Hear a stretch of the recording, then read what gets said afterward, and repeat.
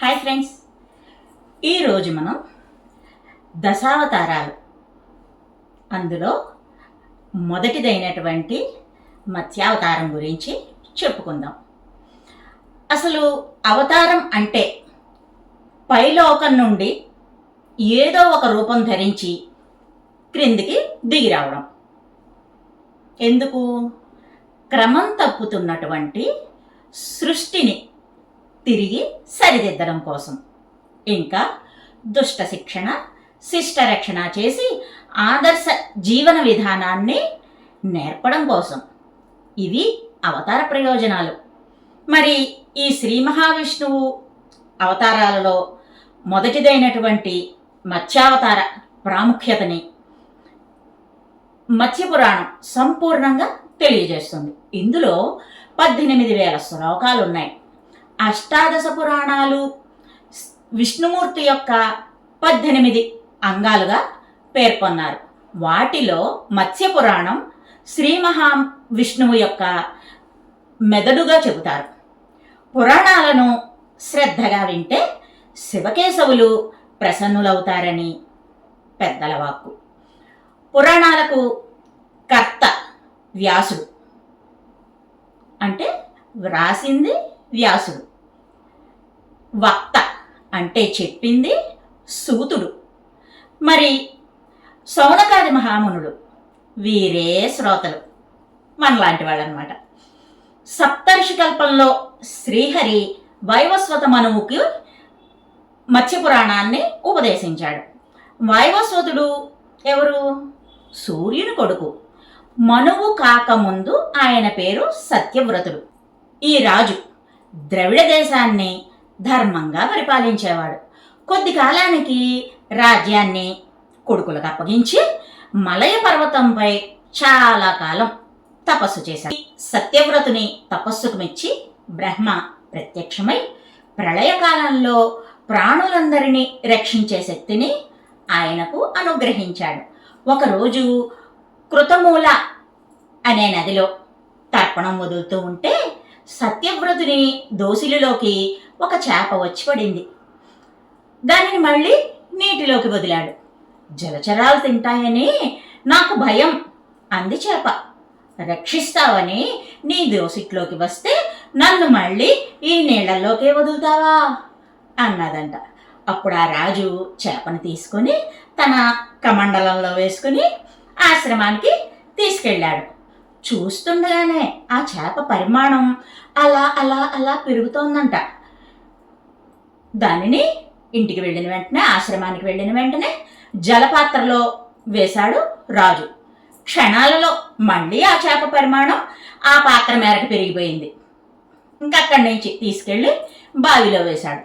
ఆ తర్వాత తీసుకెళ్ళి చెరువులో వేశాడు. ఆ తర్వాత ఒక పెద్ద సరోవరంలో కూడా వేసి చూశాడు. కానీ దాని పరిమాణం పెరుగుతూనే ఉంది. చివరికి సముద్రంలో తీసుకెళ్ళి జాగ్రత్తగా వదిలాడు. ఆ చేప కడలినంతా ఆక్రమిస్తూ పెరిగిపోయింది. ఆ మాయ అంతుపట్టక ఎవరు నీవు అని అడిగాడు రాజు. అప్పుడు ఆ మీనం, నేను విష్ణుమూర్తిని. ఇవాల్టికి 7వ రోజున ప్రళయం ముంచుకు వస్తుంది. ముల్లోకాలు నీటిలో మునిగిపోతాయి. చిమ్మ చీకటి కమ్ముకుంటుంది. నీ దగ్గరకు ఒక పెద్ద నౌక వస్తుంది. సూక్ష్మ శరీరాలతో సమస్త ప్రాణులు, ఇంకా సమస్త ఔషధులు, మూలబీజాలు, ఇంకా సప్తఋషులతో కలిసి ఆ పడవను ఆశ్రయించు. నేను మత్స్యరూపుడనై వస్తాను. ఒక మహాసర్పం నీకు దారిలో ఈ సముద్రంలో కనపడుతుంది. దాన్ని తాడుగా చేసి నావని నా శిరస్సుపై ఉన్నటువంటి కొమ్ముకి బంధించు, ముడివేయి. నేను ఈ నావలో మిమ్మల్ని సురక్షితంగా ఉండేలా చేస్తాను, అంటే రక్షిస్తాను అన్నది. సత్యవ్రతుడు తన సందేహాలని అడగబోతుంటే, సృష్టి పునఃప్రారంభం అయ్యేలోపు నువ్వు అడిగే ప్రశ్నలన్నింటికీ నేను జవాబు చెబుతాను. తరువాత సృష్టికి నీవే ప్రజాపతివి అని మాయమైంది ఆ మత్స్యరాజం. తరువాత 7 రోజులకు విష్ణుమూర్తి మత్స్యరూపధారిగా, సగం మత్స్యరూపం సగం మానవ రూపం అలా అవతరించి నావలోని వారందరినీ రక్షించాడు. శ్రీ మహావిష్ణువు మత్స్యావతారం దాల్చిన రోజు శుక్ల పంచమి, చైత్ర శుక్ల పంచమి. ఈ రోజున మత్స్య జయంతిగా జరుపుకోవడం మన సాంప్రదాయం. సృష్టి కార్యంలో అలసినటువంటి బ్రహ్మ ఆ కల్పాంత సమయంలో రవ్వంత కునుకు తీశాడు. ఇదే అదనుగా బ్రహ్మ దగ్గర నుంచి వేదాలను సోమకాసురుడు అనేటటువంటి రాక్షసుడు చేజిక్కించుకున్నాడు. మహాసముద్రంలోకి వెళ్ళి దాక్కున్నాడు, పరిగెట్టుకుంటూ వెళ్ళి దాక్కున్నాడు. శ్రీమన్నారాయణుడు మత్స్య రూపంలో ఆ రాక్షసుని సముద్రంలో వెదికి చంపి ఆ వేదాలను తిరిగి తెచ్చి బ్రహ్మకిచ్చాడు. ప్రళయం పూర్తయింది. మళ్ళీ సృష్టి కార్యక్రమం యథావిధిగా మొదలైంది. భగవానుడు ఈ సత్యవ్రతుని మనువుగా పుట్టించాడు. సృష్టి కార్యక్రమానికి తమ వంతు తోడ్పాటుని ఈ నావలోని వారందరూ అందించారు. ముఖ్యంగా సత్యవ్రతుడు మనువుగా మరల పుట్టి రాజ్యపాలన, సృష్టిపాలన అన్నిటికీ బ్రహ్మకు, ముక్కోటి దేవతలకు సహకారాన్ని, తమ వంతు సహకారాన్ని అందించారు. సూక్ష్మంగా మత్స్యావతార కథ ఇది.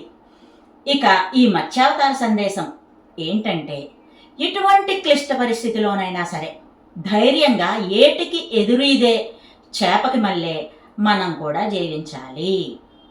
చేపకి చాలా ధైర్యం ఎక్కువ.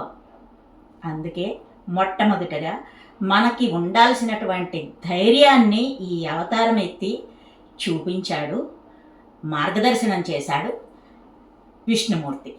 మరి మానవాళి అంతా కూడా అజ్ఞానపు తిమిరాన్ని తొలగించుకొని విజ్ఞానపు దివ్యలను వెలిగించుకోవాలి. మత్స్యావతారంలో విష్ణువు పూజలు అందుకునేటటువంటి ఏకైక దేవాలయం ఆంధ్రప్రదేశ్లో చిత్తూరు జిల్లాలో నాగలాపురంలో ఉంది. ఈ స్వామిని వేదనారాయణుడు అంటారు. మరి ఇదర్రా సూక్ష్మంగా మత్స్యావతార కథ.